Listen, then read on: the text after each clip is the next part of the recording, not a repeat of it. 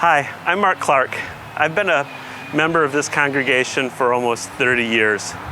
Recently, I joined the communication ministry. That's what brings me here today to make this video, is to help us better understand how decisions are made related to COVID-19 and what we can do at church.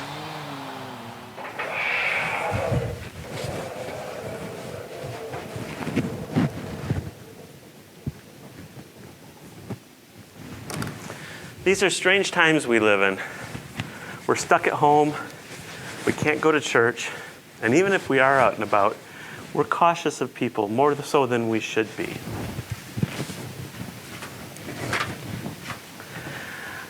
When the issue of COVID-19 first became prevalent in the U.S., it became apparent that church was going to have to change. We were going to be not worshiping in person, because we learned that some of the things that we cherish the most are the things that spread COVID: singing, close conversations, handshakes, and hugs. I was lucky enough to be part of the team that was asked to figure out how to put our church services online.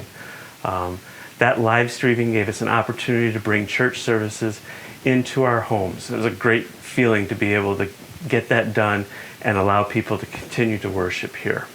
Since then, we've installed permanent equipment. This is just some of it here. This equipment isn't just for COVID times. We're going to actually live stream services probably from here on out, and this permanent equipment is going to help us do that reliably. In the weeks since we first started worshiping from our homes, I've realized that my initial hope that this situation would pass quickly, well, it was wrong. This is going to take a long time and require a considerable amount of patience. As the months moved along, I began to wonder how we were going to make a decision when we could return to our normal worship experience. Come to find out, what I didn't know was that our church leadership was working on the same thing. To answer this question, they put together a task force. One nice thing about having a large congregation, we have a large amount of experience represented by our members. Church leaders asked for volunteers that were involved in the healthcare, health and safety, for local businesses, insurance, and attorneys, people who, because of their experience or jobs, were already aware of the effects of COVID and the risks associated with it.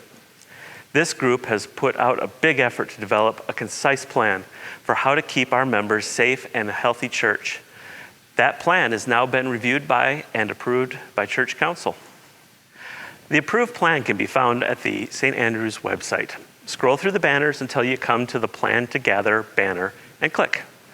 This will take you to the Plan to Gather landing page, where you'll find lots of information specific to our church.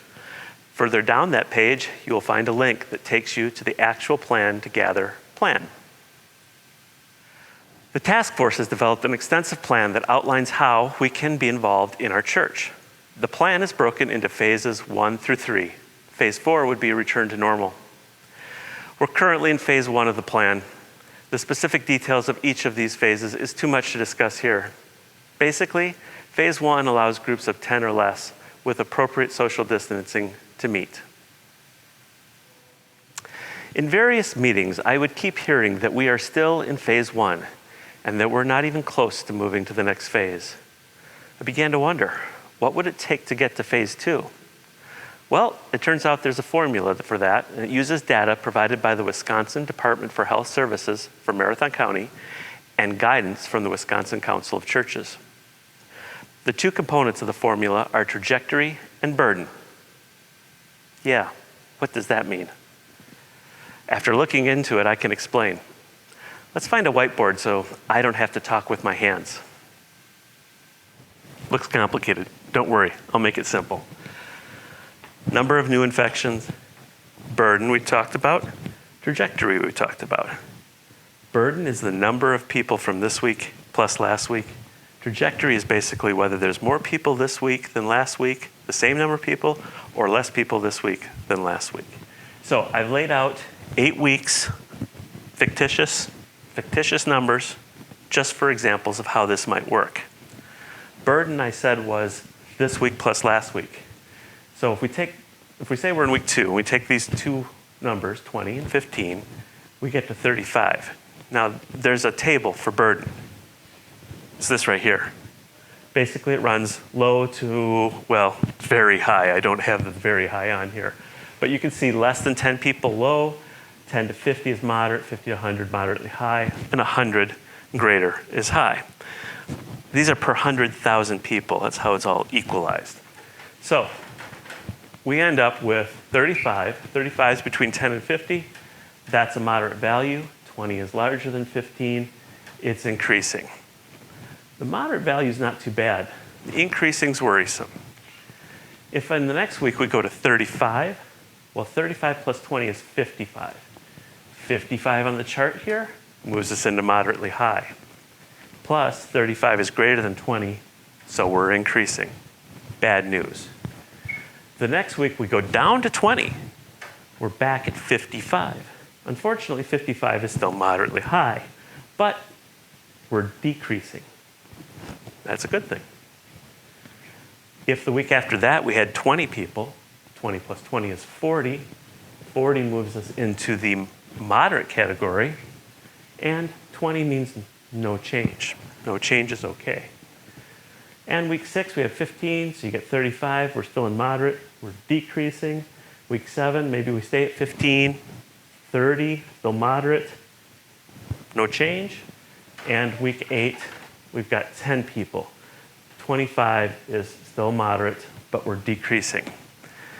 I laid these out so you can understand when people talk about burden and trajectory, what they're talking about. They're going to use the actual numbers provided by the Marathon County Department of Health Services. Not the Marathon County, the Wisconsin Department of Health Services publishes those numbers for Marathon County. So here is the rules for moving to phases. If we're going to move to the next less restrictive phase, say from phase 1 to 2, we have to have 4 weeks where the burden is either moderate or low, and the trajectory is either staying the same or decreasing. If that happens, we can move to the next less restrictive phase, which would be the next phase higher. So phase 1, phase 2. If we could do that again for another 4 weeks, we move to phase 3. Now you can go to the plan on the website and see what each of those phases mean. Basically, the rules are relaxed.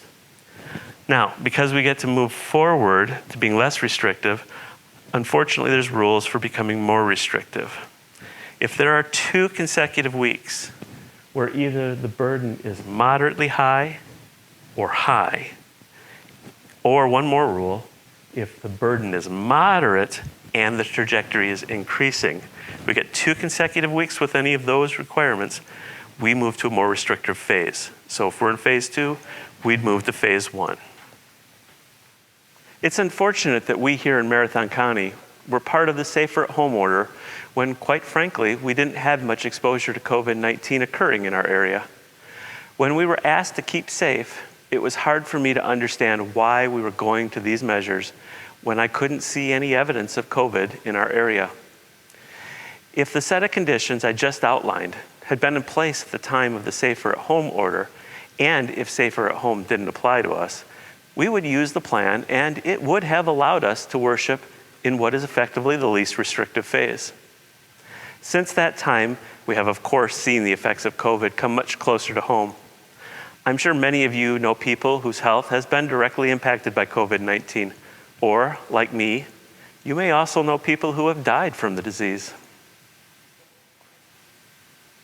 Like you, I know I am frustrated that we can't be together and enjoy the rich traditions and sacraments that we have with in-person worship.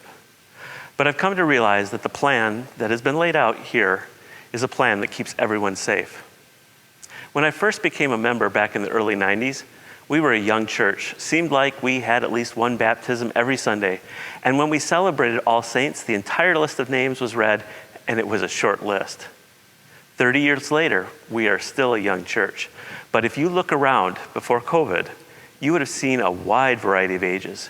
It's part of what makes us a wonderful church that we are. On the Plan to Gather page on St. Andrew's website, there is a statement that I believe reflects the challenges of our open to all mission and this COVID-19 pandemic. It says, we have one uncompromising objective: We will prioritize love and care for members and our neighbors as part of the human community. Later on, it then says, morally, ethically, and as people of faith, we will use caution and safe measures to reduce the risks that physical gatherings may cause, specifically to the exposure of COVID-19. As Christians, we are not expected to do the easiest thing or just the minimum.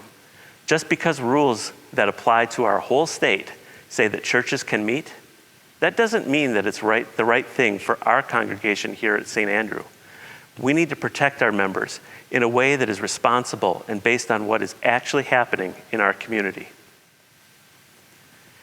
In addition to the more vulnerable members of our congregation, we also need to think about our pastors and staff. We've been blessed with terrific people who lead our worship life, keep us connected and grounded, and maintain our house of worship.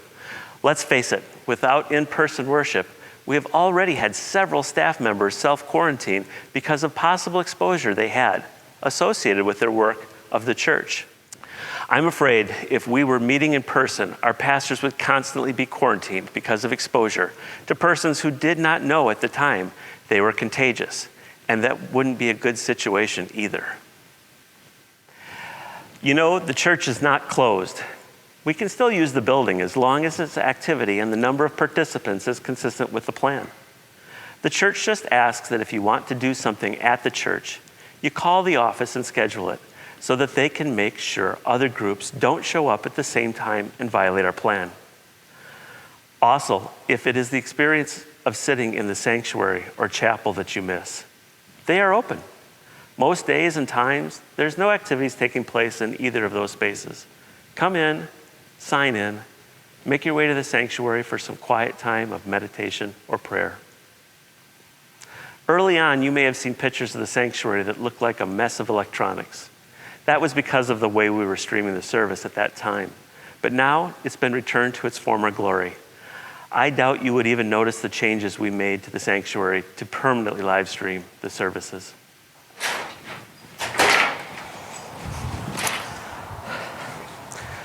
Thanks for your time. Wish you all well. Literally, I wish that we all stay well. I look forward to getting together, gathering in person, getting to see each of you again. Peace be with you.